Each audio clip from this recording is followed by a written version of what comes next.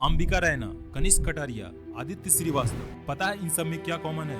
आप बोलेंगे हाँ, ये सभी लोग आईएएस ऑफिसर हैं, बट इन सब में एक और चीज कॉमन है। वो ये है कि ये सभी लोग यूपीएससी की प्रिपरेशन करने से पहले करोड़ों की हाई पेइंग जॉब में थे, लेकिन उसे छोड़कर 70 से 80 हजार सैलरी वाली गवर्नमेंट जॉब में आ गए। ये है गगनदीप सिंह। ये पिछले 7 से 8 सालों से गवर्नमेंट जॉब की तैयारी कर रहे हैं और अभी तक सफलता हाथ नहीं लगी। ये सिर्फ कुछ लोगों की कहानी नहीं है, ये हमारे इंडिया के 80% युवा की लगभग सेम हालात है। 83% of the jobless workforce in India is under 34 years of age. पिछले 8 सालों में 22 करोड़ से ज्यादा लोगों ने गवर्नमेंट जॉब पाने के लिए फॉर्म अप्लाई किया और पता है कितने लोगों को जॉब मिल पाई? मात्र 7 लाख लोगों को, अप्रॉक्स 0.3%। फिर भी करोड़ों लोग गवर्नमेंट जॉब के पीछे पागलों की तरह 6x6 कमरे में और 12 से 15 घंटों तक लाइब्रेरी में बैठकर अपने लाइफ का सबसे क्रूशियल टाइम बर्बाद करने में लगे हैं। तो चलिए जानते हैं आज की इस वीडियो में कि ऐसा क्या है कि लोग इस गवर्नमेंट जॉब एग्जामिनेशन ट्रैप में फंस जाते हैं और ना ही इस ट्रैप से बाहर निकल पाते हैं।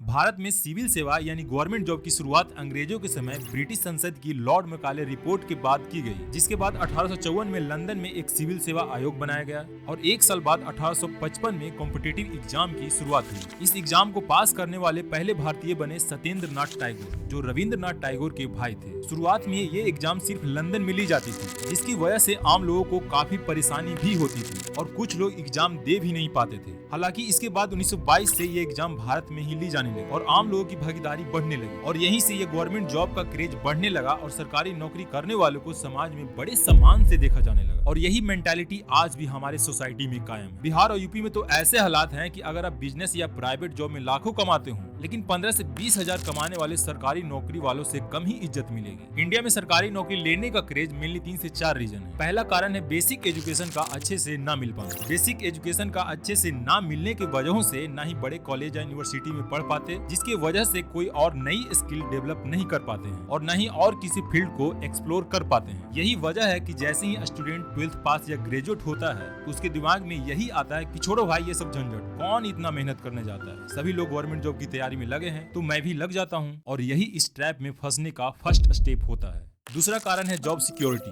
लोगों को ऐसा लगता है कि अगर एक बार सरकारी बाबू बन गए तो कोई भी हमें सरकारी नौकरी से नहीं निकाल सकता, जब तक कि खुद ही अपने पैरों पर कुल्हाड़ी न मार ले। अच्छी खासी टाइम पे सैलरी मिल जाती है, टाइम टू टाइम महंगाई भत्ते और सैलरी भी बढ़ती रहती है। लोगों को फिक्स टाइम तक काम करना होता है और वर्क प्रेशर प्राइवेट जॉब के मुकाबले ना के बराबर होता है। कोई पेंडेमिक या रिसेशन देश में आए, उस कंडीशन में भी ना ही सैलरी कट की जाती है, ना ही जॉब से निकाला जाता है। वहीं दुनिया की बड़ी बड़ी प्राइवेट मल्टीनेशनल कंपनी जैसे Google, Facebook, Microsoft salary cut करने के साथ साथ इतने हाईली एजुकेटेड और स्किलफुल लोगों को सिर्फ एक ईमेल के थ्रू ही जॉब से निकाल दिया जाता है। तीसरा सबसे बड़ा कारण है सोशल स्टेटस। कल तक जो आपको जानते तक नहीं थे, वे लोग ही गवर्नमेंट जॉब हो जाने के बाद आपसे मिलने और आपसे किसी भी तरीके से कनेक्ट होने की कोशिश करेंगे। तभी आपके मन में आएगा, अरे वाह, ऐसा रिस्पेक्ट तो कभी नहीं मिला। यही चीज जब एक 10th या 12th क्लास का बच्चा देखता है तो उसके ही मन में आता है कि अब मैं भी सरकारी नौकरी ही करूंगा। सरकारी नौकरी मिलने के बाद अच्छे रिश्ते भी आने लगते हैं। यूपी और बिहार से हैं तो अच्छे खासे दहेज भी मिल जाती है। ऐसे में जिस देश के पॉपुलेशन का 30% लोग यंग हो, उसमें से 80% से ज्यादा लोग सरकारी नौकरी के पीछे पागल हों, तो उसके नुकसान और फायदे भी जरूर होंगे। फायदे ये हैं कि जब इतने सारे लोग गवर्नमेंट जॉब लेने के लिए एक दूसरे से फाइट करेंगे तो उनमें से जिनके पास ज्यादा पोटेंशियल और टैलेंट होगी वही लोग गवर्नमेंट जॉब ले पाएंगे, जिससे अच्छे इम्पैक्ट देश के ग्रोथ पे भी पड़ेगा। इसका नुकसान देखा जाए तो कहीं ज्यादा है, क्योंकि जिस एज में नई स्किल सीखने और नई चीजें एक्सप्लोर करने पर जोर होनी चाहिए, उस एज में आधे से ज्यादा युवा मेंटल प्रेशर, एंजाइटी और डिप्रेशन के शिकार हैं। इसलिए क्योंकि जब 12th या ग्रेजुएट के बाद स्टूडेंट गवर्नमेंट जॉब की तैयारी करना शुरू करता है तो 1.5 से 2 साल तो सिलेबस कंप्लीट करने में ही बीत जाता है। ना ही समय पे वैकेंसी आ पाती है, अगर वैकेंसी आ भी गई तो धांधली और पेपर लीक हो जाता है। पिछले बार रेलवे में 2019 में वैकेंसी आई थी, उसके बाद अब जाकर 2024 में नई वैकेंसी आई है। मतलब जो लोग रेलवे की तैयारी करने में लगे हैं उन्हें 5 साल बाद एग्जाम देने का मौका मिला है, अभी भी नौकरी नहीं। और यही सिचुएशन लगभग हर गवर्नमेंट एग्जाम की है। अगर एग्जाम देने के बाद किसी भी कारण से एग्जाम क्लियर नहीं हुआ, फिर से तैयारी करने में लग जाते हैं और ऐसे ही धीरे धीरे करके 5 या 6 साल टाइम बर्बाद हो जाता है और ऐसे ट्रैप में फंस जाते हैं जहां से इसे ना छोड़ पाते हैं और ना ही कुछ और ट्राई करने का समय बच पाता है। फिर भी घर के खराब हालात और अपनी एज को देखते हुए उन्हें एहसास होता है कि अब मुझे कुछ और करना पड़ेगा। आखिरकार 28 से 30 साल एज हो जाने के बाद जब मजबूरन इस ट्रैप से निकलते हैं और बाहर आते हैं, तब उन्हें एहसास होता है कि दुनिया कितनी आगे निकल चुकी है और मैं अभी भी वहीं फंसा हूँ। और यही लोग आगे जाकर लो सेल्फ कॉन्फिडेंस और डिप्रेशन का शिकार हो जाते हैं। तो क्या गवर्नमेंट जॉब की तैयारी नहीं की जाए? मैं ये नहीं कह रहा कि आप गवर्नमेंट जॉब लेने की कोशिश न करो, बल्कि इसके पीछे पागल मत बनो। अपने पढ़ाई के साथ साथ कुछ नई स्किल भी सीखो ताकि सरकारी नौकरी ना मिलने पर आप 5 से 6 साल पीछे मत छूट जाओ।